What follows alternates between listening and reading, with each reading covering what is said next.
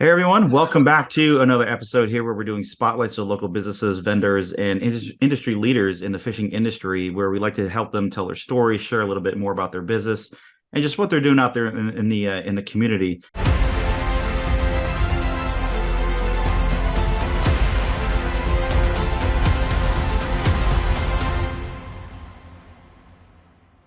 And today I have Jay from Cast for Kids, and we connected a while back, but we're finally now just getting a chance to talk. I've looked at your business and what you're doing out there, and I really think it's an amazing thing. So I really wanted to make the extra effort to get you on here and talk to you. Thanks. And thank you so much for taking that time out today. I know you're super busy with everything, but for all of our listeners, we greatly appreciate your time, and we would definitely love to learn more about your organization. So if you wouldn't mind, you take it away. Tell us a little bit about yourself and Cast for Kids.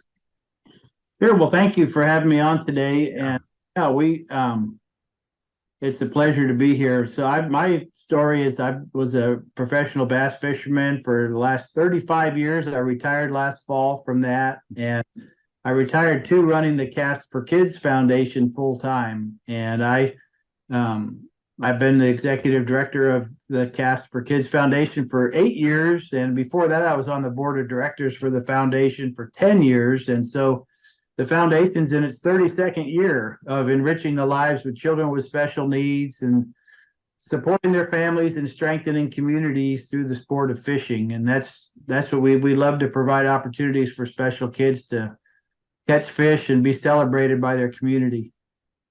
Very cool. So you said the organization's been around for over 30 something years. What's been the driver of this? I mean, obviously, as it's a nonprofit, right? So Yeah. you have to get the donors and the sponsors. How does that process work? Like if somebody were to, they say, how can I support this organization? How can they Sure. do that?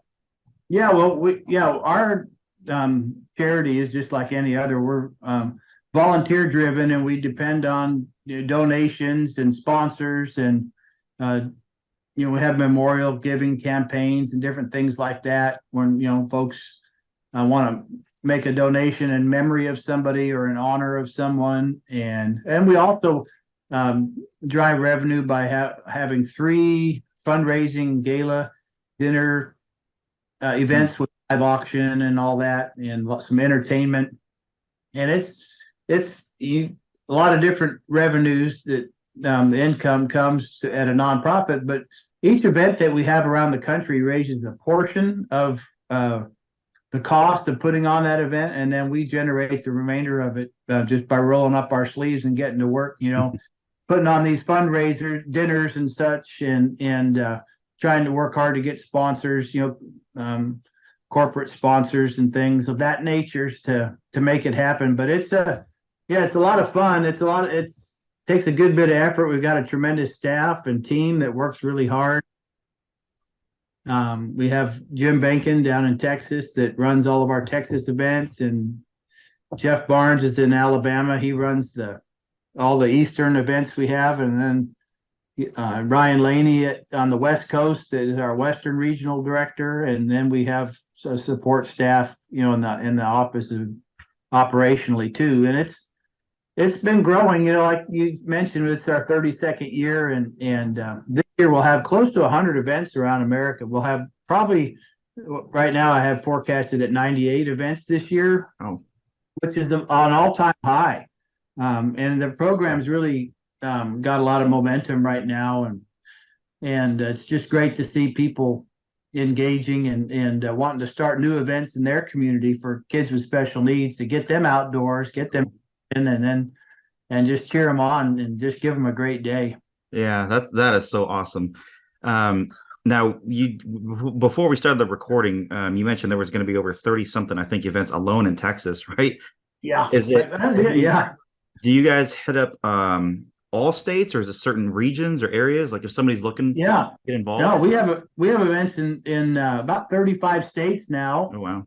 And we have just all over the country. We had an event we have a couple weeks ago in New York City, and we have events coming up in upstate Michigan, and we have events in Florida, and then out on the West Coast we have I think 6 events in Oregon. We have some in Washington, about 10 or 12 in California, and everywhere in between. We've got an event near Denver this weekend, and Kansas, Oklahoma, Arkansas, you name it. So I think we're, 35 states is a pretty good network of distribution around the country. But Texas is it's, of course, it's got one of the larger populations of any state in the country. But we'll have 37 events for kids with special needs just in Texas alone this year. Several around the Dallas-Fort Worth Metroplex, but we have them really all over. Gosh, from Abilene to Houston and Sam Rayburn Lake, and a lot around San Antonio and Waco, Lufkin. It's really caught on. It's great to see the Texas fishing community embrace the program, because it's just kind of become an in thing in Texas to start a Cast for Kids event in local communities, and it's a win-win really for everybody. The kids, of course, love it. Their parents love it that we're able to provide an opportunity for their child that they never would be able to. Most of the kids that come to Cast for Kids events have never been fishing, and it's a first time opportunity for them.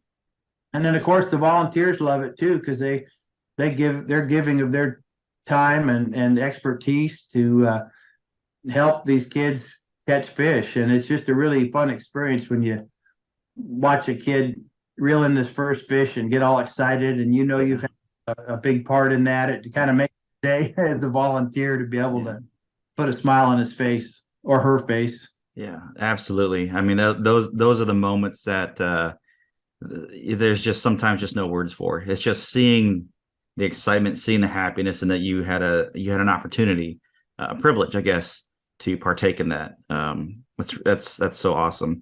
Yeah, it is right. Yeah. Now I know because nonprofits, they're basically a business with its own unique challenges, I guess, if you would say, like you said, because they have to do their own fundraising and all that stuff.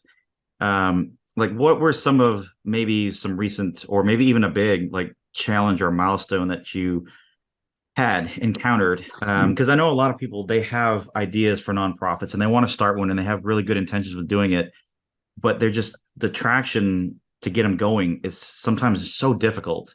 What would be like a piece of advice that you could give to somebody who's looking to start one and doing something great, such as Cast for Kids?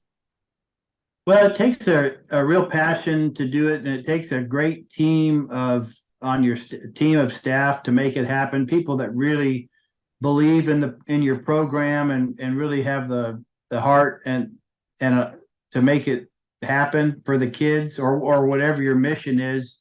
So just the team that you put together is huge, and then and not to mention your board of directors. You got to have a really strong board that's well networked. You need a staff that's well networked, and like in Texas, for example, that's our strongest state. Jim Bankin is our Texas regional director, and Jim is, prior to working for the foundation, he was a fishing guide for years down there, and he just had a wide network of clients and people that he knew that were in the fishing business, or they liked fishing, and they were people that he's been able to work with to start new events around the country or to sponsor events. And so having that wide network and knowing the right people, and those are two really big things. And then you just got to have a product that that people, or a program that people want to be a part of, and that really, when they come and they experience your event and they go home, they feel like they've had a really great day, and they're a better person for having attended, and they want to come back next time you do that event again. And so a lot of our events have been going 20-25 years consecutively, annually, at a certain lake or river around the country. And so that's, it's a really solid program that people believe in. So all those things are important. Very good. Yeah, very good, solid advice. That is definitely important. Relying on people, I think, especially your board, becomes more important, I think, in those nonprofits than they do. Oh, I mean, they're important, team members and CEOs and all this stuff. They are important in bigger companies, organizations, but especially important for nonprofits. You got to have that support. definitely. We do. Yeah, our board is just, I mean, we wouldn't be anywhere near where we're at today without our board that's really in gear pushing our mission forward. And they're guys that really believe in our mission, and they love the program, and so they're able to really rally sponsors. They teach us, fundraising techniques. That's been huge, and they just they really help in a lot of ways. They just know a lot of the right people to Yeah. help the foundation be successful. Yeah. Sometimes it's about who you know, right? Yeah, and it's a great way for them to give back too. Yeah. The board members, we've had board members that have been on our board for like 25 years, Wow. and they just love it. I mean, otherwise they may have been gone a long time ago. That's the biggest thing, is just getting board members that really love your mission, and they want to get involved, and they want to help push the cart forward and make the program grow. And if that's truly on their heart, and they're the right people that are well networked, then great things can happen. Very cool. If somebody wanted to, let's just say, host an event, or if somebody's listened to this and go, or they may know somebody who's got a child with special needs and they want to get involved, like what's the easiest way for somebody to either host an event or get involved with your organization or put their child into your program?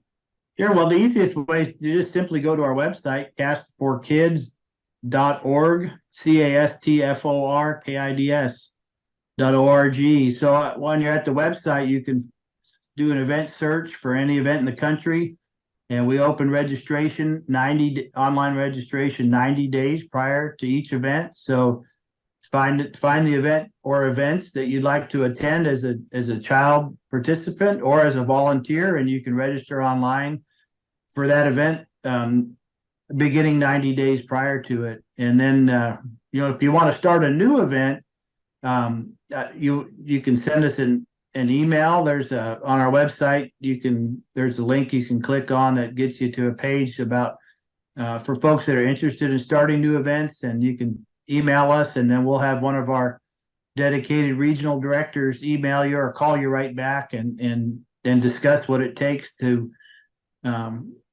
start a new Cats for Kids event. And really, we're all volunteer driven. The volunteers are what make the foundation go. We have events around the country. Each event is coordinated by a local volunteer.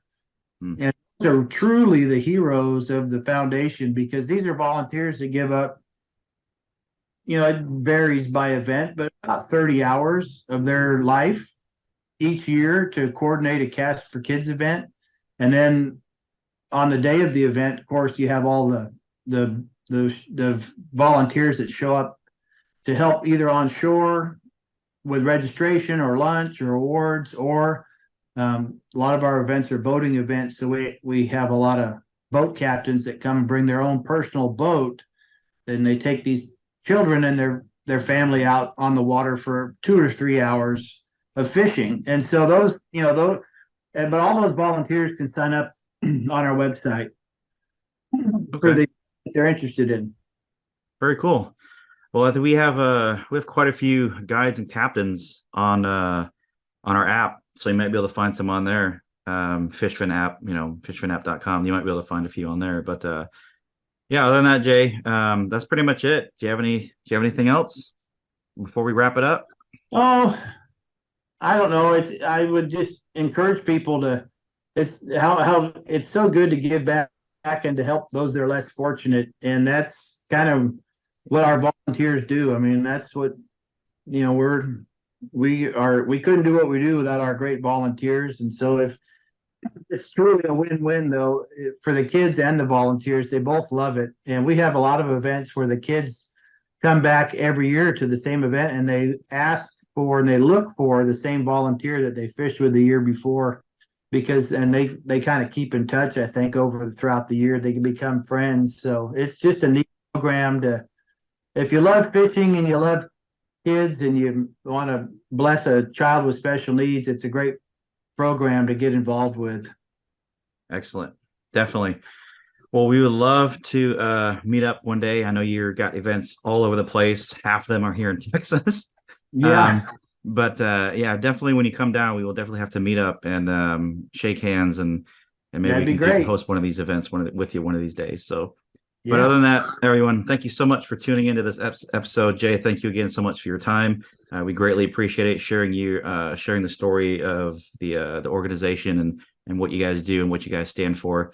I think hopefully we'll definitely get a lot of traction out of this and send a bunch of people your way that will start making this organization grow. That's the big goal. That's the reason why we're doing this. So Awesome. It's all for the kids. So yeah, exactly, we'd love to get more events started and to get more kids out fishing and to celebrate them. So that's definitely, what we're all about. definitely sounds good. All right, All right, thanks, thank Jay. you. Take All care. right.